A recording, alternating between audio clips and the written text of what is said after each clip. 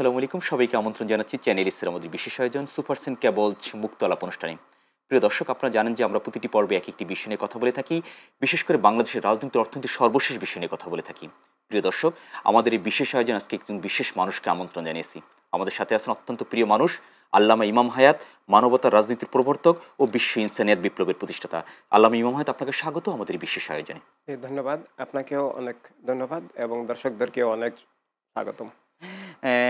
আল্লামা ইমাম হায়াত, যেটি হচ্ছে যে আপনিও জানেন, আমরাও জানি, এবং আপনার দীর্ঘদিন ধরে কাজ করছেন মানবতার রাজনীতি নিয়ে, যেটি হচ্ছে প্রত্যেকের সমান অধিকার এবং মানুষের মধ্যে যাতে কোনো ভেদাভেদ না থাকে এবং মানুষ যাতে হচ্ছে নিশ্চিন্তে এই দেশে বসবাস করতে পারে এবং সকলের সমান সুযোগ সুবিধা থাকে, ইনসানিয়াত নিয়ে কাজ করছেন।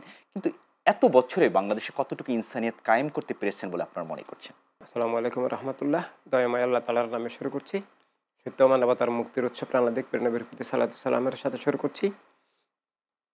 ইনসানিয়াত বিপ্লব জীবনের মৌলিক বিষয়গুলো নিয়ে গঠিত, অর্থাৎ আমরা যে মানুষ, আমরা সেটা বুঝতে পারা। আচ্ছা, এটা বর্তমানে দৈহিকভাবে মানুষ দেখলেই মানুষ মনে করা হয়, কিন্তু মানুষের মূল বিষয় হচ্ছে মানবাত্মা, মানবিক চেতনা, মানবিক দৃষ্টিভঙ্গি, মানবিক মন মানসিকতা, মানবিক বিচার বোধ শক্তি একটা মানুষের মধ্যে আছে কিনা।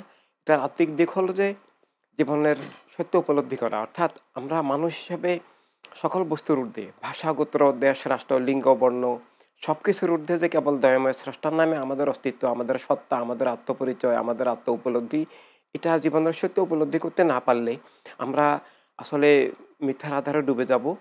ডুবে অলরেডি গেছি।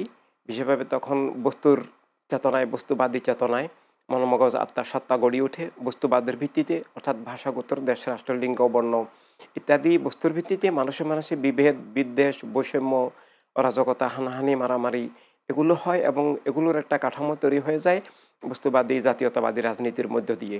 তো এক্ষেত্রে এই জন্য ইনসানিয়াত বিপ্লব বুঝাবে আমরা যে বস্তুর ঊর্ধ্বে স্রষ্টার নামে, স্রষ্টার আলোকে আমাদের যে মানুষ হিসেবে জীবনের সত্য, আমাদের অস্তিত্ব, এটা উপলব্ধি করার পর মানুষ হিসেবে আমরা সব মানুষের অধিকার স্বীকার করা।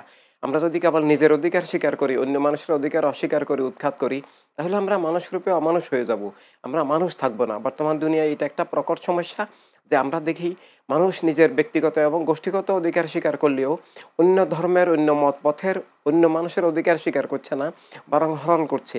আর সেটাকে রুদ্ধ করার জন্য, হরণ করার জন্য একক গোষ্ঠীর একটা স্বৈর রাজনীতি প্রবর্তন হয়েছে। যে রাষ্ট্রটা এক ধর্মের হবে বা এক জাতির হবে, এক মতবাদের হবে, অন্য ধর্মের, মতের, পথের মানুষকে দমন পীড়ন করা হবে, ওদের অধিকার স্বাধীনতা হরণ করা হবে, ওদের বিশ্বাস আদর্শ ধর্ম নিষিদ্ধ করা হবে, ওদের নাগরিকত্ব হরণ করা হবে, ওদের উপরে ক্ষমতার বলে নিজেদের ধর্মের নামে দলীয় মতবাদ বা বিভিন্ন মতপথ চাপিয়ে দেওয়া হবে। এভাবে এটা একটা অমানুষের রাজনীতি, এটা অমানুষের রাষ্ট্র ব্যবস্থা, সমাজ ব্যবস্থা, বিশ্ব ব্যবস্থা বর্তমানে গড়ে উঠেছে। এটা অমানবিক, অমানসিক এবং সত্য বিরুদ্ধ।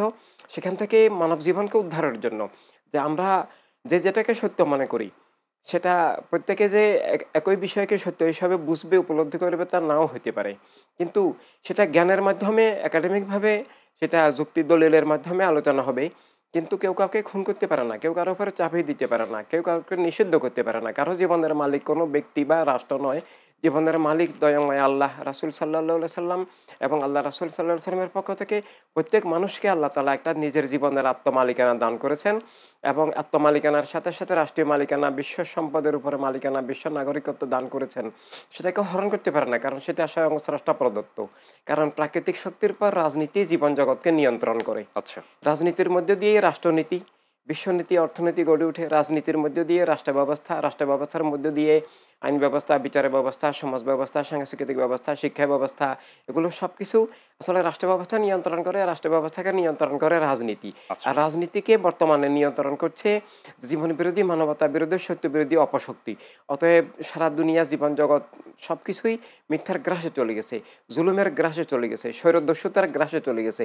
তো সেখান থেকে মুক্তির জন্য ইনসানিয়াত বিপ্লব, হিউম্যানিটি রিভলিউশন, জীবনের বিপ্লব, অর্থাৎ আমরা নিজের জীবনের সত্য, আমরা যে মানুষ, মানুষ হিসাবে আমাদের জীবনের সত্য উপলব্ধির সাথে সাথে, অর্থাৎ স্রষ্টার নামে, স্রষ্টার আলোকে আমাদের আত্মপরিচয় এবং স্রষ্টার ভালোবাসায় আমরা যে সব মানুষকে ভালোবাসতে হবে, সব মানুষের অধিকার স্বীকার করতে হবে, রাষ্ট্র সবার, দুনিয়া সবার এটা স্বীকার করতে হবে। সূর্যের আলো, চাঁদের আলো, মাটি, বাতাস, পানির মতো যে সম্পদ সবার এবং সবার যার যার বিশ্বাস নিয়ে চলার অধিকার স্বীকার করতে হবে। কেউ কাউকে খুন করতে পারে না, জুলুম করতে পারে না, কারো অধিকার হরণ করতে পারে না। তাই সমাজ ব্যবস্থা, রাষ্ট্র ব্যবস্থা ও বিশ্ব ব্যবস্থা হবে জীবন ভিত্তিক, মানবতা ভিত্তিক, সবার অধিকার, স্বাধীনতা, নিরাপত্তা ভিত্তিক। কিন্তু বর্তমানে আমরা যেটা দেখতে পাচ্ছি যে ধর্ম এসেছে দুনিয়াতে সত্যকে, জ্ঞানকে, ন্যায়কে, কল্যাণকে, অধিকার, স্বাধীনতাকে আল্লাহর পক্ষ থেকে প্রতিষ্ঠা করার জন্য। কিন্তু আমরা দেখতে পাচ্ছি বর্তমানে ইসলাম এবং সব ধর্মের নামেই ইসলামের আসল শিক্ষার বিপরীত, অন্যান্য ধর্মের যে মৌলিক সত্য, মৌলিক শিক্ষার বিপরীতে এখন ধর্মের নামে অধর্ম, উগ্রবাদী রাজনীতি, একক ধর্মের নামে রাষ্ট্র, অন্য ধর্মের মানুষকে জুলুম করা, চাকরিচ্যুত করা, নাগরিকত্ব হরণ করা, এমনকি একই ধর্মের নামেও বিভিন্ন দল উপদল, এক দল ক্ষমতায় গিয়ে একই ধর্মের নামে অন্যদের অধিকার, স্বাধীনতা হরণ করা হয়, মাজার ভাঙ্গা হয়, এই মসজিদ মাদ্রাসা এগুলোতে নিজেদের দলীয় লোক নিয়োগ করা হয়, অন্য অন্য মতপথের মানুষকে আউট করে দেওয়া হয়। এভাবে অনেক ধরনের অবিচার চলছে।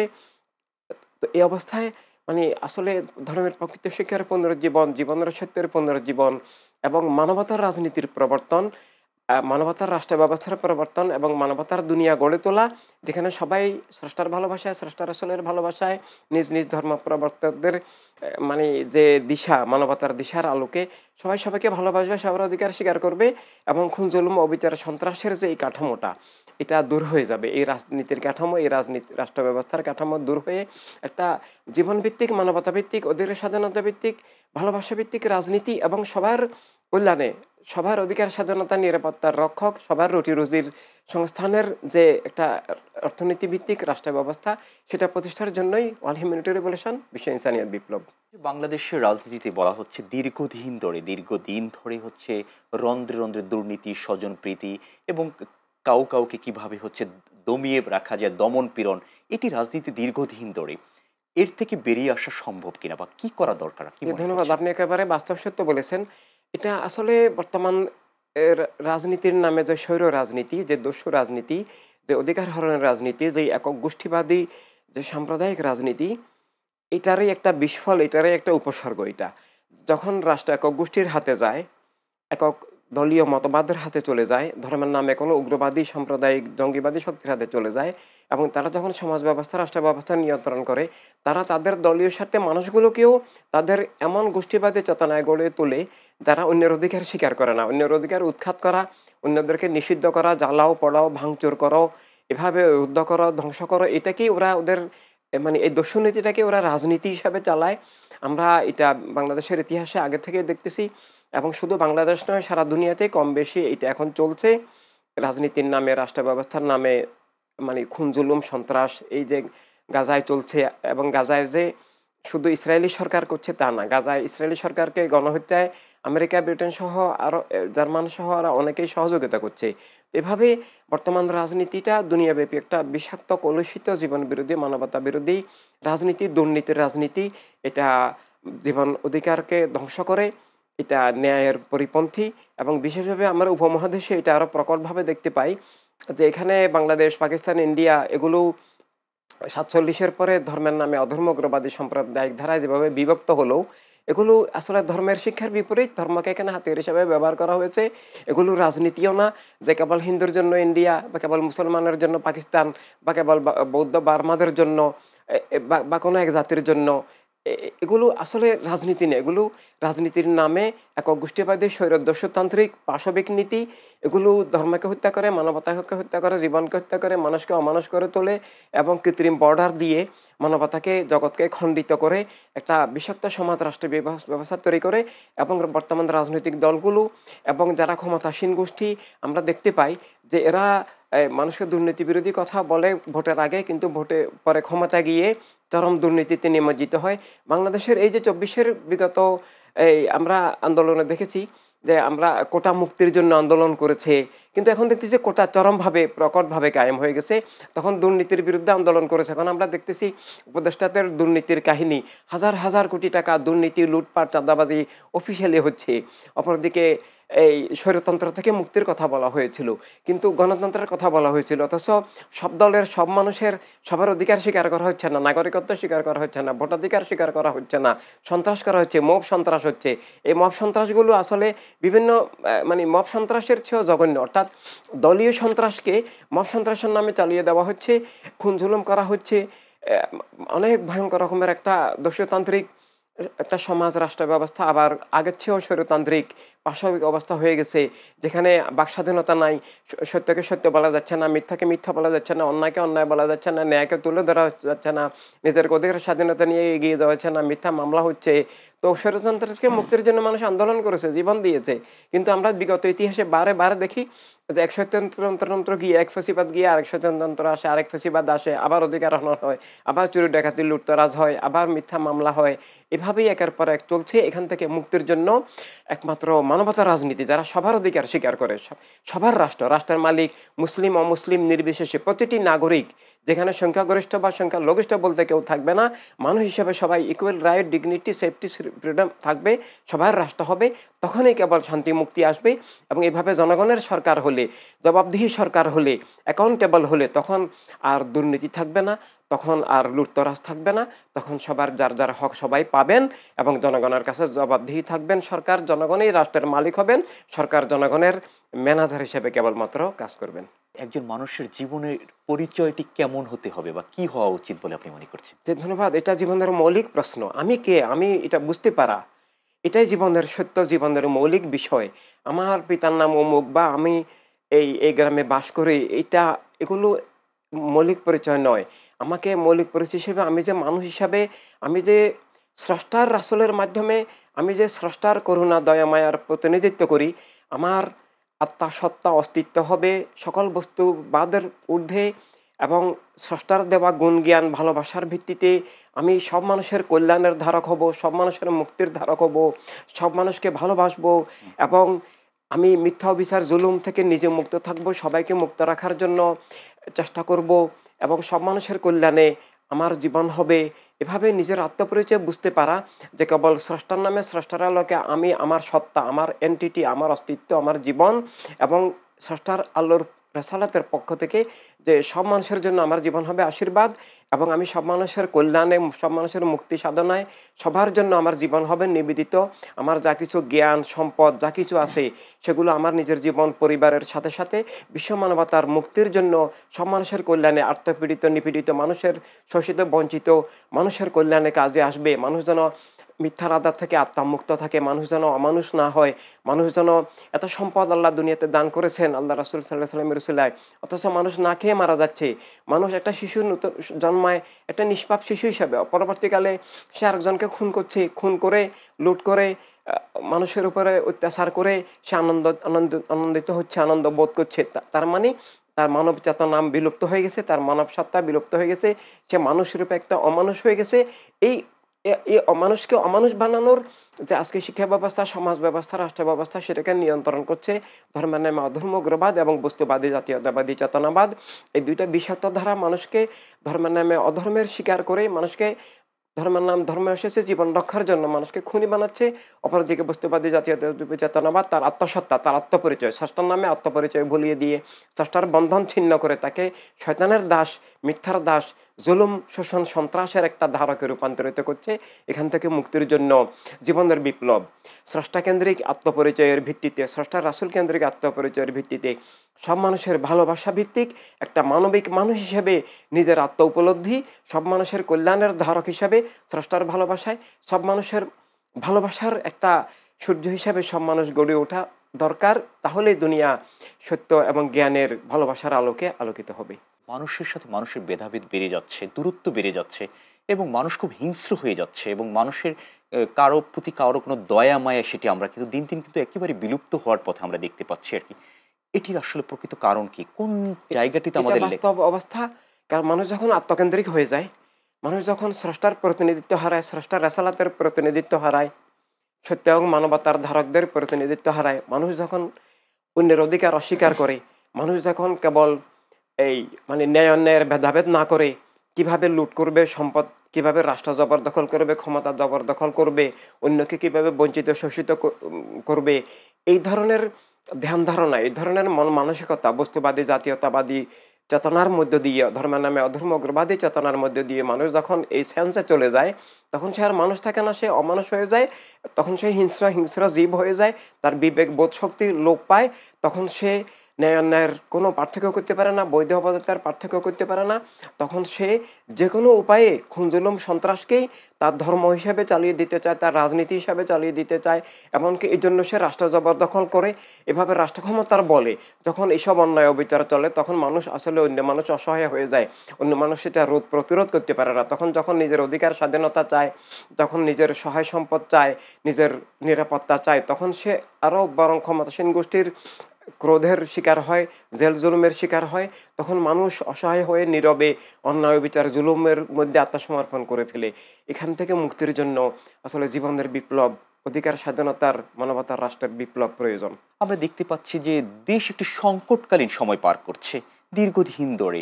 হ্যাঁ, বিগত সরকারের সময় ছিল, এখন আমরা দেখতে পাচ্ছি সংকট থেকে কোনোভাবে আমরা উত্তরণ হতে পারছি না, এবং কারোর প্রতি বৈষম্য শিকার হচ্ছে, কেউ সুবিধা বেশি ভোগ করছে বা সরকার কাউকে বেশি সুবিধা দেওয়ার চেষ্টা করছে। এগুলো গণমাধ্যম প্রতিনিয়ত কথা বলছে এবং জনগণও কথা বলছে। এই বিষয়টিকে আপনি কিভাবে দেখছেন? এই বিষয়টা একটা মারাত্মক সংকট। সরকার যখন কোনো বিশেষ মতপথ দলকে বিশেষ প্রশ্রয় দেয়, সরকার যখন সব মানুষের প্রতিনিধিত্ব করে না, রাষ্ট্র যখন সব মানুষের প্রতিনিধিত্ব না করে কেবল কোনো এক বিশেষ গোষ্ঠীকে বিশেষ প্রশ্রয় দেয়, বিশেষ আনুকূল্য দেয়, এক এক গোষ্ঠীকে প্রতিষ্ঠার জন্য চেষ্টা করে, রাষ্ট্রীয় সম্পদ সহায় সব কিছু একটা গোষ্ঠীর পক্ষে কাজে লাগায়, অন্যদের বিরুদ্ধে কাজে লাগায়, অন্যদের অধিকার হরণ করে, তখন আসলে সমাজ ব্যবস্থা, রাষ্ট্র ব্যবস্থা মারাত্মক রকমের বিভেদ, বৈষম্য, অরাজকতা সৃষ্টি হয়।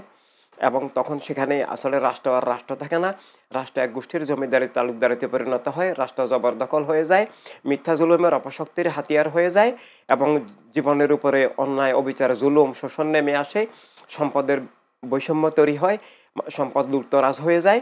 তখন অন্যায়ের প্রতিবাদ করা যায় না, মানুষ বঞ্চিত শোষিত হয়। তো এই অবস্থায় মুক্তির জন্য আসলে মানে জনগণকে তাদের নিজের অধিকারের ব্যাপারে সচেতন হতে হবে, যে জীবনের নিয়ন্ত্রক যে রাজনীতি, যে সরকার, যে রাষ্ট্র ব্যবস্থা, সেটার পরিবর্তন আনতে হবে। রাজনীতি যখন একক গোষ্ঠীবাদী থাকবে, রাষ্ট্র ব্যবস্থা যখন একক গোষ্ঠীর পক্ষে কাজ করবে, জনগণের বিরুদ্ধে কাজ করবে, তখন বৈষম্য, বিদ্বেষ, লুটতরাজ এবং দারিদ্র্য, অরাজকতা, হিংসা, বিদ্বেষ, তখন অন্যায় থাকবে।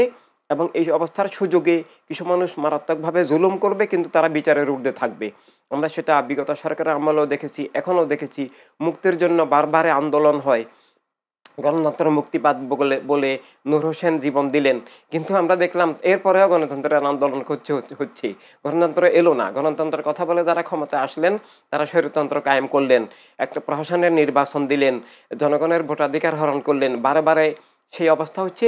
সেটার জন্য, মুক্তির জন্য ২৪শে জনগণ আবার পথে নেমে এসেছিল, কিন্তু ২৪-এর পর আবার প্রতারণা করা হলো, ধোঁকা দেওয়া হলো। আমরা দেখছি জনগণের ম্যান্ডেট না নিয়ে একটা ৩টা পোর্ট বিদেশি শক্তির হাতে দিয়ে দেওয়া হচ্ছে, অস্বচ্ছভাবে, জনগণকে না জানিয়ে, রাষ্ট্রের জনগণের মালিকানা অস্বীকার করে তারা গোপন চুক্তি করে পোর্ট দিয়ে দিচ্ছেন। পোর্ট তো নিজেদের পোর্ট নিজেরা পরিচালনা করবে, এখানকার উন্নয়ন হবে, পৃথিবীতে যত প্রযুক্তি আছে সেটাগুলো আমদানি করা হবে, সেখানে সেগুলা ডিপ্লয় করা হবে, সেগুলো সেখানে প্রতিষ্ঠিত করা হবে। কিন্তু তা না করে এই লাভগুলো বিদেশি শক্তি নিয়ে যাচ্ছে। ওরা তো, যারা পোর্ট প্রতিষ্ঠা করবে, এরা তো এই চট্টগ্রাম বন্দর এবং পায়রা বন্দর, আরও বন্দর, এগুলো ভবিষ্যতে কুতুবদিয়া ডিপ সি পোর্ট হচ্ছে, এগুলো যদি বিদেশের হাতে চলে যায়, রাষ্ট্রীয় স্বাধীনতা, সার্বভৌমত্ব ধ্বংস হয়ে যায়, অর্থনৈতিক ধ্বংস হয়ে যায়, এবং এগুলোর সুযোগে এখানে বিদেশি অস্ত্র আসার সুযোগ থাকে, বিদেশি একটা উপনিবেশিক পরিস্থিতি হয়ে যাবার মতো সুযোগ আছে। বিদেশিরা রাষ্ট্রীয় ব্যাপারে নাক গলায়, মাথা ঘামায়, ওদের মতবাদ চাপিয়ে দেয় এবং স্বাধীনভাবে চলতে দেয় না। ওদের স্বার্থের রক্ষক সরকার, ওরা চাপিয়ে দেয়, এবং জনগণের স্বার্থের পক্ষে গেলে, ওদের স্বার্থের কোনো হানি হলে সে সরকারকে উৎখাত করার জন্য ওরা এখানে অভ্যন্তরীণ ব্যাপারে হস্তক্ষেপ করে। এভাবে একটা ভয়ঙ্কর পরিস্থিতি সৃষ্টি হচ্ছে। এই জন্য বহু দিক থেকে রাষ্ট্র এখন বিপন্ন, ধর্ম বিপন্ন, জীবন বিপন্ন, অধিকার স্বাধীনতা বিপন্ন, গণতন্ত্র বিপন্ন, এবং সেখান থেকে মুক্তির জন্য আমরা কোনো সুষ্ঠু পথ দেখতে পাচ্ছি না। বর্তমান সরকারও, আমরা আশা করেছিলাম যে দলনিরপেক্ষ হবেন, পক্ষপাত মুক্ত হবেন, সবার অধিকার নিশ্চিত করবেন, জনগণ রাষ্ট্রের মালিকানা ফিরে পাবে, জনগণের রাষ্ট্র হবে, গণতন্ত্র আবার প্রস্ফুটিত বিকশিত হবে, সবাই নিরাপদে ভোট দিতে পারবেন, সবাই নিজেদের জনগণের জবাবদিহিমূলক সরকার হবে, আবার সমাজের শান্তি শৃঙ্খলা, নিরাপত্তা, অধিকার স্বাধীনতা ফিরে আসবে। কিন্তু না, হচ্ছে না। সেদিন আমরা দেখলাম একটা বোন, শিশু, 9-এর একটা শিশু, সে সে পরীক্ষার ফি দিয়ে নাই, ফি পুরোপুরি দিতে পারে না, খুব গরিব শিশু, এবং তাকে পরীক্ষার হল থেকে বের করে দেওয়া হলো, পরীক্ষা দিতে পারলো না, পরে সে নিজের শরীরে নিজে আগুন জ্বালিয়ে দিল। একটা সামান্য ভর্তি ফি, পরীক্ষার ফি আংশিক, অথচ রাষ্ট্রই এগুলোর শিক্ষার জনগণের দায়িত্ব নিতে হবে। বিশেষভাবে যারা বঞ্চিত শোষিত দরিদ্র তাদের প্রতিটি শিশুর লেখাপড়ার দায়িত্ব রাষ্ট্রকে নিতে হবে। এই জন্যই তো রাষ্ট্র তো কেবল ধনিক শ্রেণীর জন্য নয়, রাষ্ট্র কার জন্য? বঞ্চিত শোষিত মানুষের জন্য প্রথমে রাষ্ট্র লাগবে। প্রতিটি মানুষের অধিকার, স্বাধীনতা, নিরাপত্তা, প্রতিটি শিশুর মানে শিক্ষা, সবার চিকিৎসা, এই জন্যই তো রাষ্ট্রের প্রয়োজন। অথচ রাষ্ট্র এখানে নির্বিকার। এই অবস্থা থেকে মুক্তির জন্য এই জনগণকেই, এখন সরকার যখন এগিয়ে আসছে না, জনগণকেই সব মানুষের কল্যাণের রাষ্ট্র, সব মানুষের অধিকার স্বাধীনতার রাষ্ট্র, সব মানুষের নিরাপত্তার রাষ্ট্র, সব ধর্মের মতপথের মানুষের যার যার বিশ্বাস নিয়ে চলার রাষ্ট্র, দুর্নীতিমুক্ত রাষ্ট্র, সন্ত্রাসমুক্ত রাষ্ট্র, অবিচার বিষয় বৈষম্য মুক্ত রাষ্ট্র, তথা এক কথায় মানবতা রাষ্ট্র প্রতিষ্ঠার জন্য জনগণকে মানবতা রাজনীতির ধারায় মানবতা রাষ্ট্রের লক্ষ্যে ইনসানি বিপ্লবে ভোট দিতে হবে, ঐক্যবদ্ধ হতে হবে। আর না হলে বারে বারে শুধু এই খুন জুলুম, সন্ত্রাস, বৈষম্য, বিদ্বেষ, বিভেদ, লুটতরাজ এগুলোই চলতে থাকবে। আমরা এই বিষয়গুলো আরো বিস্তারিত কথা বলবো ছোট্ট একটা বিরতির পরে। ধন্যবাদ। প্রিয় দর্শক, আমরা যাব সুপারসেন কেবলস সৌজন্য ছোট্ট একটা বিরতিতে। থাকুন আমাদের সাথে, ফিরছি একটু পরেই।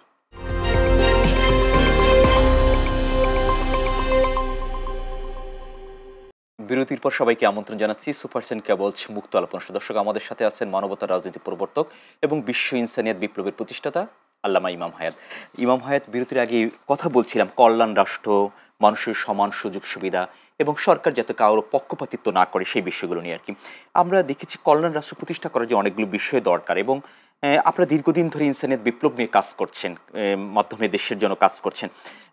কিছুদিন আগেও আপনারা নির্বাচন কমিশনে গিয়ে, সামনে নির্বাচন 2025-26 প্রথম দিকে নির্বাচন, সেই নির্বাচনে আবার যতগুলো নিবন্ধিত দল আছে সকলকে সরকার ডাকছে, নির্বাচন কমিশন থেকে ডাকছে। আপনারা সেখানে ডাক পেয়েছেন এবং আপনাদের প্রস্তাবনাগুলো আপনারা সেখানে দিয়েছেন আর কি। তো কোন বিষয়টিকে আপনারা, সামনে নির্বাচন, কোন বিষয়টিকে আপনারা সবচেয়ে বেশি ফোকাস করছেন বা কি করা দরকার এই সংকট উত্তরণের জন্য? নির্বাচন জনগণের নাগরিকত্ব রক্ষায়, রাষ্ট্র রক্ষায়, জনপ্রতিনিধিত্ব রক্ষায়, রাষ্ট্রের নীতি নির্ধারণে অত্যন্ত মৌলিক গুরুত্বপূর্ণ বিষয়। নির্বাচনে যদি সব মানুষ, সব নাগরিক ভোট দিতে না পারেন, নির্বাচন যদি সুষ্ঠু না হয়, তাহলে আসলে রাষ্ট্র ধ্বংস হয়ে যায়, গণতন্ত্র ধ্বংস হয়ে যায়, জনগণের অধিকার স্বাধীনতা হরণ হয়ে যায়, রাষ্ট্র জবরদখল হয়ে যায়, অরাজকতা তৈরি হয়ে যায়, এবং রাষ্ট্র একটা মানে জুলুমের আখড়া হয়ে যায়। তো এই অবস্থায় নির্বাচন তো করতেই হবে। অনির্বাচিত, জনপ্রতিনিধিত্বহীন, জবাবদিহিতাবিহীন, জনগণের সাথে সম্পর্কবিহীন সরকার তো এইভাবে, অনির্বাচিত সরকার, অসাংবিধানিক সরকার তো এইভাবে বেশি দিন থাকা উচিত নয়। তো সুষ্ঠু নির্বাচনের জন্য ইনসানিয়াত বিপ্লব দুইটা বিষয়ে বলে আসছিল আগে থেকেই। আচ্ছা, একটা হচ্ছে যে রাজনীতির সংস্কার করা প্রয়োজন ছিল। দল আর রাজনৈতিক দলের পার্থক্য আছে।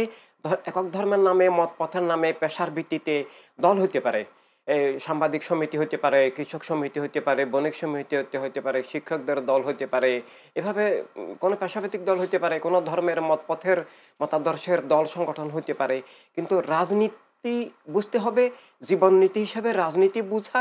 অপর দিক থেকে হচ্ছে যে রাজনৈতিক দল বুঝা। রাজনৈতিক দল আর একটা পেশাভিত্তিক দল এক নয়, একক ধর্মের দল আর রাজনৈতিক দল এক নয়। কারণ হচ্ছে যে রাষ্ট্রটা একক ধর্মের লোকের নয়, রাষ্ট্রটা একক মতপথের লোকের নয়, রাষ্ট্রটা একক পেশার লোকের নয়, সব নাগরিকের, সবার রাষ্ট্র, সবার প্রতিনিধিত্বশীল দলেই কেবল রাজনৈতিক দল হতে পারে। তাই একক ধর্মের নামে দল হতে পারে, রাজনৈতিক দল হতে পারে না। একক মতবাদ ভিত্তিক, একক জাতীয়তাবাদ ভিত্তিক দল, একক দর্শন ভিত্তিক দল হতে পারে, রাজনৈতিক দল হতে পারে না। কারণ রাষ্ট্রের মধ্যে শুধু এক ধর্মের, এক দর্শনের, এক মতবাদের, এক পেশার লোক বাস করেন না। তাই রাজনীতির সংজ্ঞা পরিবর্তন করা, রাজনৈতিক দলের সংজ্ঞা পরিবর্তন করা, অর্থাৎ রাজনীতি যদি সর্বজনীন না হয়, সবার প্রতিনিধিত্বশীল না হয়, সেটা রাজনৈতিক দল হতে পারে না।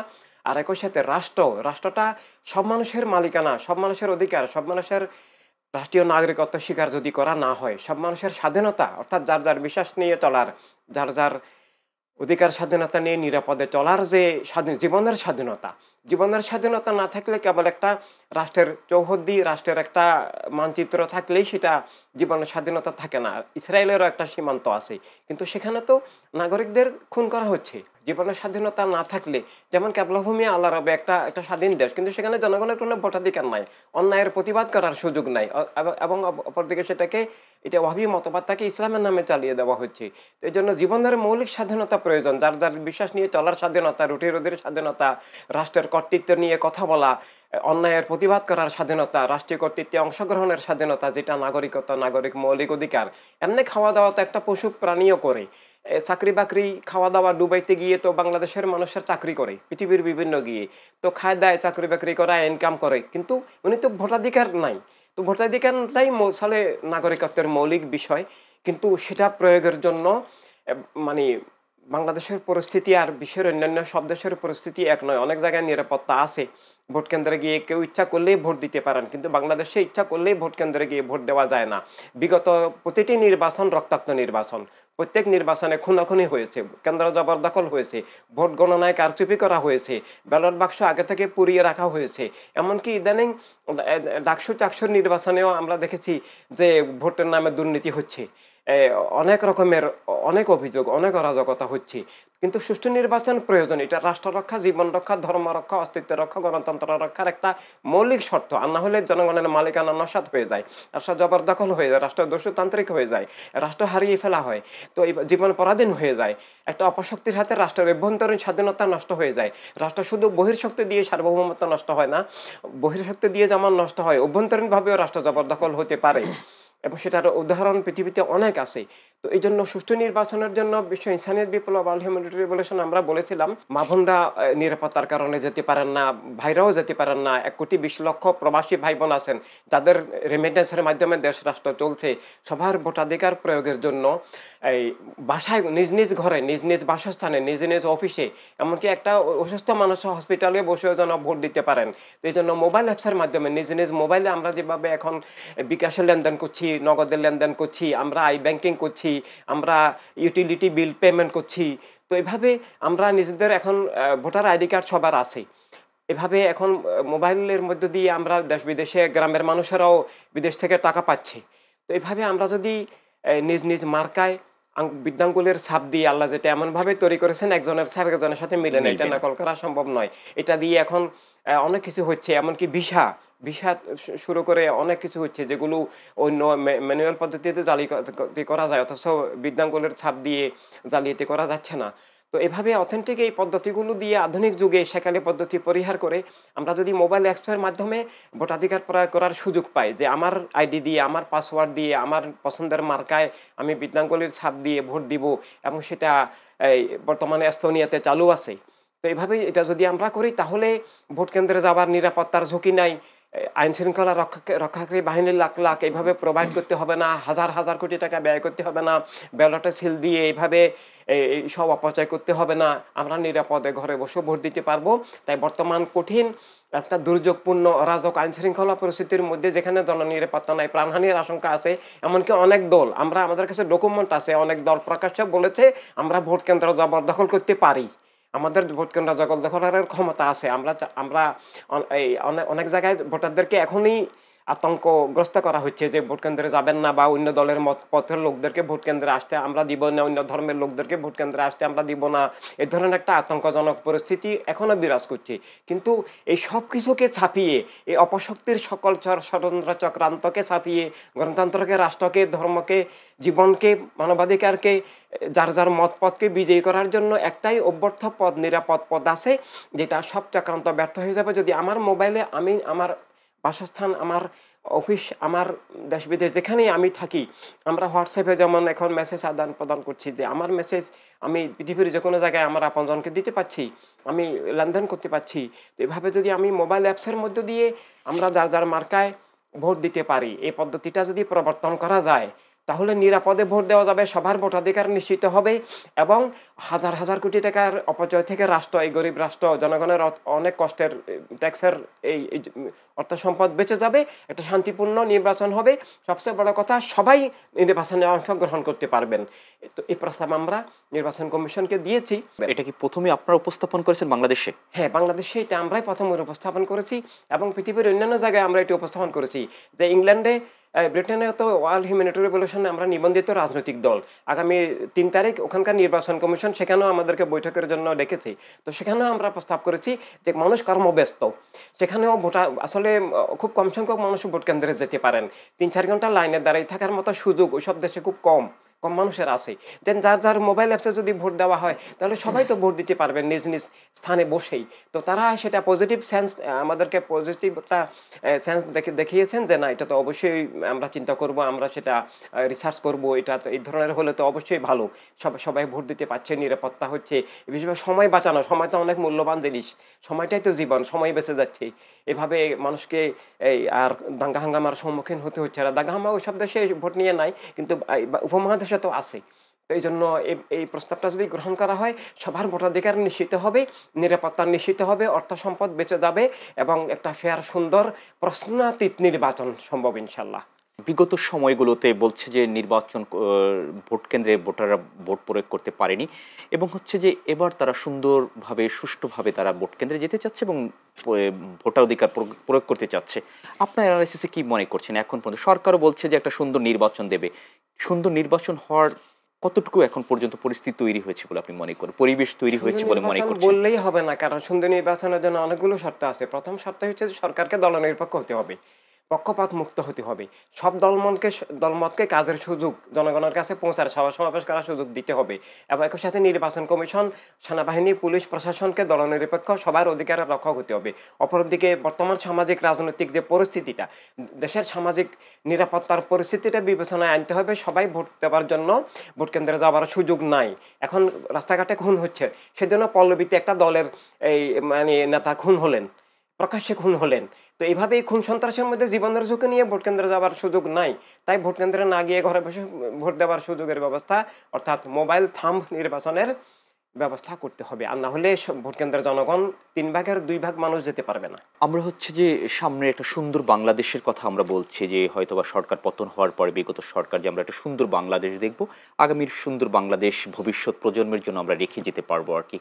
সেটি বর্তমান সরকার কতটুকু সেটার প্রতি সদিচ্ছা রয়েছে বলে আপনি মনে করছেন, বা কতটুকু তারা এগোতে পারছে গত 16 মাসে সেই দিকে? সুন্দর বাংলাদেশ, নিরাপদ বাংলাদেশ, শান্তির বাংলাদেশ, ভালোবাসার বাংলাদেশ, সমৃদ্ধ অর্থনীতির বাংলাদেশ, দুর্নীতি, খুন সন্ত্রাস মুক্ত, আতঙ্ক মুক্ত, শিশুদের সুন্দর আনন্দের বাংলাদেশ, সব মানুষ মানুষ হিসেবে গড়ে ওঠার যে বাংলাদেশ, আমরা সেটা সবাই চাই। কিন্তু চাইলেই সে পথে যেতে হবে। এখন আমরা যদি ভুল পথে যাই সেটা কখনো আসবে না। আমরা যদি সেটার জন্য সঠিক পথে যাই সেটা অবশ্যই আসবে। তো সেই সঠিক পথটা হচ্ছে মানে মানে মানুষ হওয়া, মানুষ, মানবতা রাজনীতি, মানবতা রাষ্ট্রের পক্ষে আমরা যদি এগিয়ে যাই, সুন্দর বাংলাদেশ, শান্তিময় বাংলাদেশ, নিরাপদ বাংলাদেশ, দুর্নীতিমুক্ত, খুন সন্ত্রাস মুক্ত, অবিচার মুক্ত বাংলাদেশ অবশ্যই হবে।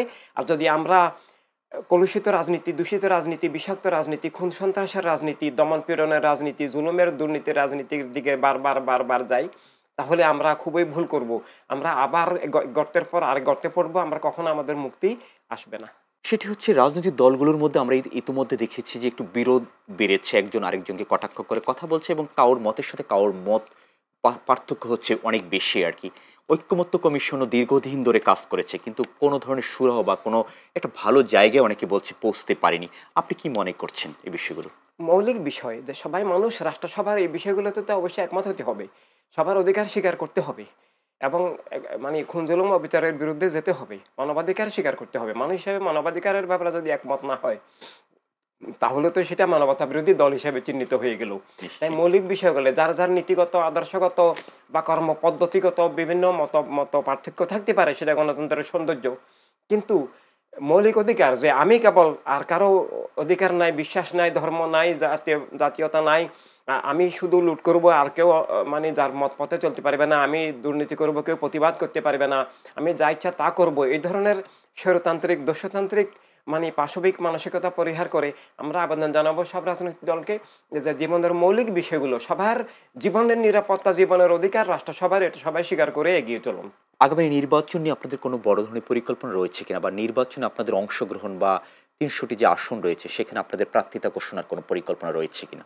ধন্যবাদ। ৩০০ যদি সুষ্ঠু নির্বাচন হয়, যদি ক্ষমতার বলে কোনো বিশেষ দলকে মানে ক্ষমতাসীন করে রাষ্ট্র জবরদখলে চক্রান্ত না হয় অতীতের মতো, যদি প্রহসনের জালিয়াতির নির্বাচন না হয়, গণতন্ত্র হত্যার নির্বাচন না হয়, তাহলে ইনসানি বিপ্লব ৩০০ আসনের প্রতিটি আসনেই অলরেডি আমরা প্রায় প্রার্থী ঠিকই করে ফেলেছি, আমরা নির্বাচনে অংশগ্রহণ করব। আর যদি কোনো অন্যায় অবৈধ কিছু হয় সেখানে ইনসানি বিপ্লব সেটাকে বৈধতা দিবে না, বরং সেটাকে আইনগতভাবে এবং রাজনৈতিকভাবে আদর্শিকভাবে আমরা সেটাকে মানে জনগণকে নিয়ে মোকাবেলা করব। আমরা একটা সুন্দর বাংলাদেশ, আগামীর বাংলাদেশ বিনির্মাণ করতে চাচ্ছি আর কি। সেটির জন্য আপনাদের মানুষের দোরগোড়ায় আপনাদের পৌঁছতে হবে। এই এতটি বছর আপনারা ২০০৮ সালে নিবন্ধন, আমি যদি ভুল না করে থাকি, ৮-এর দিকে আপনারা সম্ভবত নিবন্ধন পেয়েছেন। আপনারা প্রায় ১৬ বছর, ১৫ থেকে ১৬ বছর আপনারা যে কাজ করছেন রাজনীতিতে, এখন পর্যন্ত কতটুকু সাড়া পেয়েছেন মানুষের কাছ থেকে? আমরা জনগণের কাছে, যারা বিবেকবান মানুষ, যারা শান্তি চায়, কল্যাণ চায়, যারা একটা সন্ত্রাসমুক্ত, খুন-জুলুম, অবিচার মুক্ত, দুর্নীতি মুক্ত বাংলাদেশ চায়, শান্তির আমরা বাংলাদেশ। একেবারে সেই কক্সবাজার, টেকনাফ থেকে দিনাজপুর, রংপুর, তেতুলিয়া পর্যন্ত সব জায়গায় আমরা যাচ্ছি, সব জেলায় আমরা কথাবার্তা বলছি। জনগণ শান্তি চায়, ভালোবাসা চায়, নিরাপত্তা চায়, রুটি রুজি চায়, আতঙ্কমুক্ত দেশ চায় এবং এই গোষ্ঠীবাদী স্বৈরতান্ত্রিক এই খুন-জুলুমের রাজনীতি থেকে মুক্তি চায়। আমরা ব্যাপকভাবে সাড়া পাচ্ছি। আমরা খুবই আশাবাদী জনগণ মানবতা রাজনীতির মধ্যে দিয়ে মানবতা রাষ্ট্রের লক্ষ্যে ইনসানি বিপ্লবে এগিয়ে এসে একটা সুন্দর, শান্তিময়, আনন্দময়, কল্যাণময়, ভালোবাসাময় বাংলাদেশ তৈরি করবেন। রাজনৈতিক দলগুলো হচ্ছে বিভিন্ন শর্ত জুড়ে দিচ্ছে যে এই না হলে তারা নির্বাচন যাবে না, এই না হলে প্রত্যেকটি দলই শর্ত জুড়ে দিচ্ছে। কেউ পিআরের কথা বলছে বিভিন্নভাবে। আপনারাও পিআরের এটার একটু মানে সাপোর্ট করেননি কেন এই বিষয়টিকে? পিআর হচ্ছে যে আসলে পরোক্ষ নির্বাচন। এটা তো জনগণ তার প্রতিনিধি নির্বাচন করতে পারবে না। অর্থাৎ একটা আসনে আমি কাকে ভোট দিব, আমি দলকে ভোট দিব, মার্কাকে দিব, কিন্তু আমার সরাসরি প্রতিনিধি যিনি আমার সুখ দুঃখের সাথী হবেন, যার কাছে আমি সংকটে বিপদে তার কাছে যাব, তাকে তো আমি চিনব না। অতএব স্বাভাবিকভাবে তিনি আমার কাছে জবাবদিহি হবেন না, আমার কাছে দায়বদ্ধ থাকবেন না, আমিও তার কাছে পৌঁছতে পারবো না। তো এই জন্য পিআরের মধ্য দিয়ে জনগণের প্রত্যেকটা আসনে তার নিজের প্রতিনিধি, নিজের আপনজনকে, যার কাছে উনি সুখে দুঃখে যাবেন, সে ধরনের কাউকে নির্বাচন করতে তিনি পারবেন না। অতএব এই নির্বাচনটা জনপ্রতিনিধিত্বটা নিশ্চিত করে না। তাই ইনসানি বিপ্লব যেহেতু সব মানুষের প্রতিনিধিত্ব করে, সব মানুষের কল্যাণে, সব মানুষের অধিকার রক্ষায় কাজ করে, তাই পিআর নির্বাচনের মধ্যে দিয়ে যেহেতু অধিকার হরণ হয়, জনপ্রতিনিধিত্ব নিশ্চিত হয় না, জনগণ তার নিজের সরাসরি প্রতিনিধি খুঁজে পাবে না, দলেই নির্ধারণ করবে। সেখানে অনেক দুর্নীতির, টাকা পয়সার লেনদেনের অনেক সম্ভাবনা থাকে, অতীতেও আমরা ঘটতে দেখেছি এগুলো। তো এই জন্য ইনসানিয়ত বিপ্লব স্বাভাবিকভাবেই রাষ্ট্র এবং গণতন্ত্র রক্ষায়, জনগণের অধিকার রক্ষায় পিআর পদ্ধতির বিরোধিতা করে। সরাসরি জনগণ তার প্রতিনিধি দেখে শুনে বুঝে নির্বাচন করবেন, সেটাই ইনসানিয়ত বিপ্লব সরকারের কাছে, নির্বাচন কমিশনের কাছে, জনগণের কাছে সেটাই আবেদন জানাচ্ছে। বর্তমানে আমরা যে জিনিসটি লক্ষ্য করেছি যে ধর্মের সাথে রাজনীতিকে যুক্ত করা হচ্ছে ভীষণভাবে আর কি। এটি নিয়ে আপনারা বিভিন্ন সময় কথা বলছেন যে ধর্মের নামে রাজনীতি। এটি থেকে আমরা উত্তরণের পথ কি হতে পারে বা কি করা যেতে পারে? মারাত্মক বিষয় বলেছেন আপনি। এটা ধর্মের, ইসলাম পূর্ণাঙ্গ, ইসলামের নির্দেশিত রাজনীতি আছে এবং অন্যান্য ধর্মেরও এই মানে জীবনের একটা দিশা আছে, যে ধর্মের মৌলিক বিষয় হচ্ছে, মৌলিক সত্য হচ্ছে দয়াময় স্রষ্টা এবং স্রষ্টার নবী রাসূলগণ, স্রষ্টার প্রতিনিধিগণ। তো সেক্ষেত্রে মানে স্রষ্টাই জীবন দিয়েছেন এবং জীবনের জন্য আলো বাতাস মাটি পানি দিয়েছেন, নবীদের মাধ্যমে সত্যের আলো দিয়েছেন। এভাবে মানে সব মানুষকে স্রষ্টা তার রাসূলের মাধ্যমে অধিকার, স্বাধীনতা দিয়েছেন, বাঁচার অধিকার, যার যার বিশ্বাস মতপথ নিয়ে চলার অধিকার। এই জন্য ধর্ম প্রকৃতপক্ষে সত্য এবং জ্ঞান এবং মানবতার রক্ষক। কিন্তু আমরা বর্তমানে ইসলাম এবং সব ধর্মের নামে যে রাজনীতি দেখছি, এটা ইসলাম এবং ধর্মের নির্দেশিত রাজনীতি না। ধর্মের নামে ধর্মবিরোধী, ধর্মের বিপরীত, ধর্মের নামে একটা ধোঁকার রাজনীতি আমরা দেখতে পাচ্ছি, যে ইসলামের নামে বা হিন্দু ধর্ম বা খ্রিস্টান ধর্ম বা বৌদ্ধ ধর্মে বা ইহুদি ধর্মের নামে রাষ্ট্র, এটা মানে ধর্ম ধ্বংসাত্মক, রাষ্ট্র ধ্বংসাত্মক। ধর্ম জবরদখল হয়, রাষ্ট্র জবরদখল হয় এবং ধর্মের নামে অধর্ম, উগ্রবাদ, সাম্প্রদায়িকতা, জঙ্গিবাদ, খুন সন্ত্রাস কায়েম হয়। বর্তমান বিশ্বের অনেকগুলো রাষ্ট্র সেটার উদাহরণ। এই জন্য ইনসানিয়ত বিপ্লব ধর্মের প্রকৃত নীতি আদর্শ, ধর্মের মৌলিক সত্য, যে স্রষ্টার ভালোবাসায়, স্রষ্টা রাসূলের ভালোবাসায়, ধর্ম প্রবর্তকদের ভালোবাসায় সব মানুষকে ভালোবাসতে হবে। স্রষ্টার বিধান হিসাবে, ধর্ম হিসাবে সব মানুষের মালিকানা, রাষ্ট্রীয় মালিকানা, জীবনের মালিকানা, অধিকার, স্বাধীনতা, নিরাপত্তা, ইজ্জত, মর্যাদা, রুটি রুজি রক্ষা করতে হবে। আর সেটার নাম, সেটাই হচ্ছে মানবতা রাজনীতি, মানবতা রাষ্ট্র। অর্থাৎ মানবতা রাষ্ট্রই ধর্মের রাষ্ট্র, মানবতা রাজনীতি ধর্মের রাজনীতি। অন্য ধর্মের লোকদের উপরে জুলুম করা, তাদের নাগরিকত্ব হরণ করা, তাদের অধিকার স্বাধীনতা হরণ করা, কোথাও মসজিদ ভাঙতেছে, কোথাও মাজার ভাঙতেছে, কোথাও মন্দির ভাঙতেছে, এভাবে অন্য ধর্মের মানুষকে খুন জুলুম করতেছে। এমনকি একই ধর্মের নামে অন্য অন্য ধর্মের অন্য যারা দল উপদল আছে, বিভিন্ন ধর্মের নামে ভুয়া দল আছে, অরিজিনাল দল থাকতে পারে, ইসলামের নামে আবার ভুয়া দল আছে, এই ধর্মের নামে ধোঁকা প্রতারণা আছে। যেমন তালেবানরা আফগানিস্তানে, আমাদের প্রিয় নবীর নির্দেশ হলো ছেলে মেয়ে সবাই মানুষ, মানুষ হিসেবে সবার সমান অধিকার, মর্যাদা, সবাই লেখাপড়ার সমান সুযোগ থাকতে হবে। ওখানে মা বোনদের লেখাপড়া নিষিদ্ধ করে দিয়েছে। যেমন কেবলভূমি আল্লাহ রবে ওহাবি মতবাদ, ওনারা সেখানে মানে খেলাফত স্বীকার করেন না, ইনসানিয়াত স্বীকার করেন না, কারবালার শাহাদাতের আমানত যে রাষ্ট্রসভার হবে, সব মানুষের হবে, সেটা স্বীকার না করে তারা মুলুকিয়ত বা একগোষ্ঠীয় শরীয়তন্ত্র কায়েম করে দিয়েছেন, যেটা কোরআন হাদিসের বিরোধী, কলেমার তাওহীদ রাসালাত ভিত্তিক চেতনার বিপরীত। এইভাবে ধর্মের নামে দলীয় মতবাদ, কোনো একটা গোষ্ঠীগত মতবাদ চাপিয়ে দিয়ে আসল ধর্মকে হত্যা করা, আসল ধর্মকে উৎখাত করা, এবং ধর্মের নামে এই যে সাম্প্রদায়িক জঙ্গিবাদী রাজনীতি, ইহুদি রাষ্ট্রের নামে আজকে কিভাবে গণহত্যা করা হচ্ছে, এবং আরো অনেক জায়গায় এগুলো হচ্ছে, মানুষে মানুষে বিভেদ, বিদ্বেষ, বৈষম্য করা হচ্ছে, স্রষ্টার বিধান অস্বীকার করা হচ্ছে। তো এই জন্য ধর্মের নামে রাজনীতি, রাজনৈতিক দল রাষ্ট্রের ধর্ম রক্ষার স্বার্থে, রাষ্ট্র রক্ষার স্বার্থে, গণতন্ত্র রক্ষার স্বার্থে, মানবতা রক্ষার স্বার্থে ইনসানিয়ত বিপ্লব বিরোধিতা করছে।